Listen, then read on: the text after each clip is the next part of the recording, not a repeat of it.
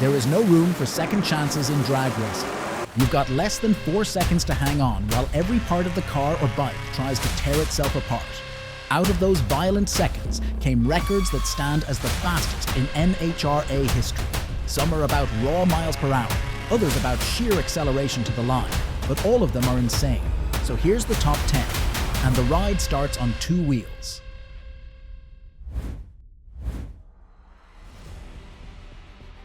Hector Arana Jr. made history in March of 2018 at the NHRA Gator Nationals in Gainesville. He ran 200.23 miles per hour on a pro stock motorcycle, becoming the first rider to ever break the 200 barrier in NHRA competition. See if little Hector can take the top spot back. Again, red lights do not matter. Wow. Hector is ripping it up. 7:04, Hector Arana. Crossing 200 was a huge psychological milestone. It proved that with the right chassis setup, extended wheelbases, sticky slicks, and precise fueling, a motorcycle could stay planted all the way through the traps. Risk was massive. At over 200, there is no room for error.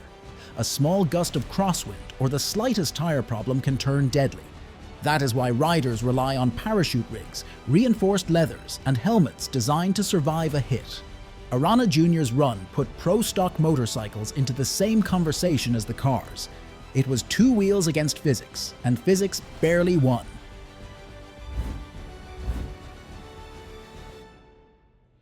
Erica Enders is one of the most successful pro stock drivers in NHRA history, and 2014 proved why.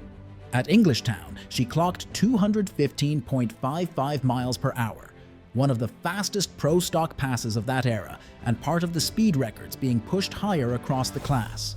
On the surface, pro stock cars look like Camaros, Mustangs, or Dodges you might see on the street.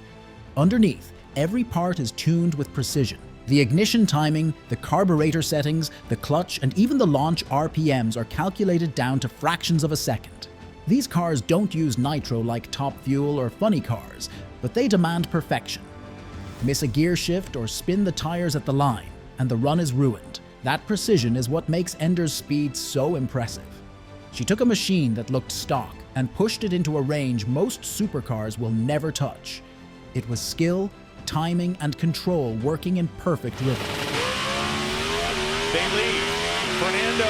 But if pro stock is precision, funny cars are chaos.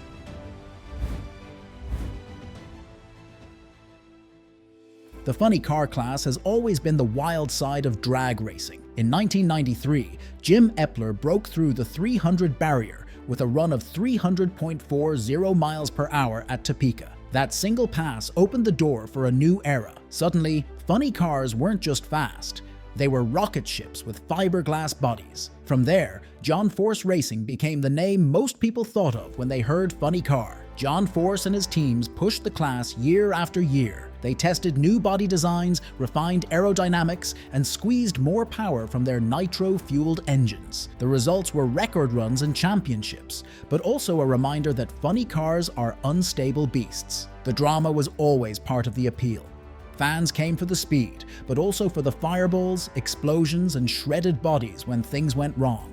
For drivers like Force, the balance was between giving the fans a show and making sure the runs could be repeated safely. It was data, discipline, and sometimes just pure guts. Funny cars at 300 miles per hour were more than just fast. They were unpredictable, dangerous, and spectacular. They showed drag racing at its most dramatic. On March 20th, 1992, Gainesville, Florida, Kenny Bernstein lined up in his Budweiser King dragster and made a run that changed drag racing forever. He crossed the line at 301.70 miles per hour, the first time a Top Fuel car had ever broken the 300 barrier. Until then, 300 was seen as the wall that separated the possible from the impossible. Bernstein shattered it, and in one pass, the sport had to catch up. Funny car titles between 1985 and 1988. Breaking 300 wasn't just about bragging rights. It forced everyone to think about safety. Suddenly, parachutes needed stronger tethers. Body panels needed better latches. Helmets and later Hans devices were redesigned with higher impact ratings. The sport had to match speed with protection. It also reminded fans how powerful these cars are. Top fuel dragsters run on nitromethane, make more than 11,000 horsepower, and need superchargers the size of small engines. Bernstein's 301.70 proved that drag racing was entering a new age. It was a moment of triumph, but also a warning that safety would always have to evolve. Now let's step away from the nitro monsters and look at Pro Stock, the class that proves drag racing isn't always about fire and explosions. These cars have been called factory hot rods, and while they look like Camaros or Mustangs you might see on the street, underneath they are purpose-built machines that demand absolute precision. No one shows that better than Erica Enders. She has dominated the class with blistering elapsed times in the 6.4-second range and trap speeds over 215 miles per hour. What makes this class so intense is that horsepower alone isn't enough. A Pro Stock driver has to nail the launch, hit every gear shift right at the red line, and keep the car perfectly straight. Even 1/100th of a second late on the light, or the slightest bit of tire spin, and the race is lost. If nitro racing is chaos and survival, Pro Stock is a chess match at 200 miles per hour. And legends like Enders and Greg Anderson have proven that precision can be just as thrilling as raw power. If you're enjoying this ride through drag racing's wildest records, hit that subscribe button. It keeps this channel in the race. In October of 2023 at Dallas, Gage Herrera ran the quickest Pro Stock motorcycle pass in NHRA history. He covered 1,000 feet in just 6.627 seconds, while topping out at over 204 miles per hour that same weekend. This wasn't about hitting the highest trap speed, like Hector Arana Jr. did when he broke 200. This was about raw acceleration from the launch to the finish line. There is no body shell or backup systems. The rider is the control system, trusting only a helmet and a parachute. At 190, 200 or more miles per hour, the danger is obvious. A wobble or a gust of wind can be catastrophic. That's what makes Herrera's 6.627 so remarkable. To run that fast, everything has to be perfect for the entire pass. It is drag racing distilled to its most fragile form. One rider, two wheels, and physics stretched to the edge. Then, in July of 2017 at Sonoma Raceway, Robert Hight made one of the fastest funny car runs ever recorded. His Camaro ripped through the traps at 339.87 miles per hour during qualifying. It was the kind of number that only shows up when everything lines up. Perfect track surface, cool evening air, and a team that had the tune dialed to the edge. Around the same stretch, they were running near 3.8-second passes, proving the car was both quick and brutally fast. But with speed records come bigger safety questions. At nearly 340 miles per hour, the driver's job is not only to keep the car straight, but to stop it safely. That means parachutes have to open exactly on cue, brakes must hold under extreme heat, and the chassis must stay intact. At those speeds, even the smallest failure can spiral into disaster. Hight's 339.87 was proof that funny cars were brushing against the limits of physics. It was a run that combined skill, technology, and more than a little courage.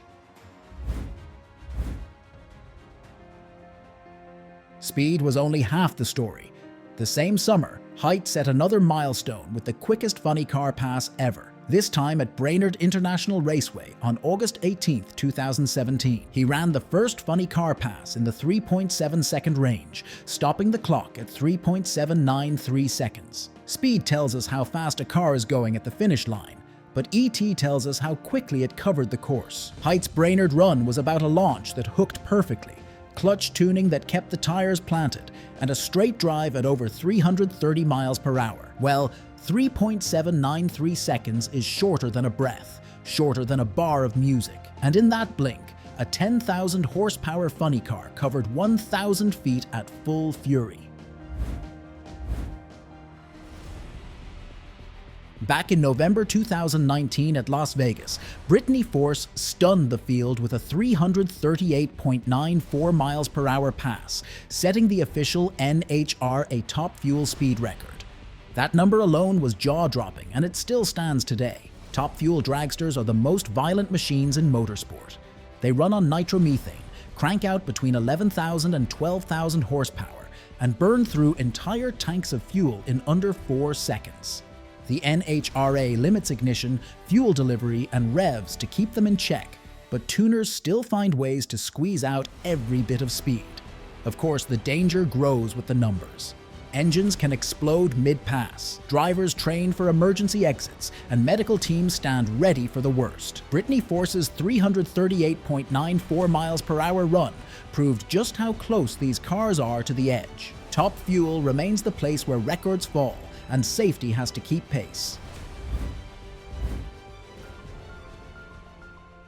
On September 14, 2019, at Maple Grove Raceway in Reading, Pennsylvania, Brittany Force set the fastest Top Fuel elapsed time ever recorded, 3.623 seconds.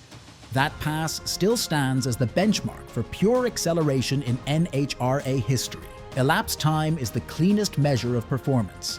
It tells us how quickly a car covers the full course, no matter what the trap speed is. At 3.623 seconds, everything had to be flawless. Tire grip, clutch slip, fuel delivery, and driver control all had to line up without a hint of mistake. Crew chiefs believe there may be only tiny gains left, maybe hundredths of a second, because physics and rules are now the limiting factor. Brittany's record is a reminder that drag racing is a fight against time itself. Every team dreams of breaking it, but the curve of progress is razor thin, and that's a wrap. From bikes breaking 200 to Top Fuel rockets smashing 340, these runs prove drag racing never stops chasing the edge. Which record blew your mind the most? And what extreme record do you want to see us cover next? Drop it in the comments. Thanks for watching, and if you enjoyed this ride, make sure to subscribe, hit the like button, and tap the bell so you don't miss the next blast down the track.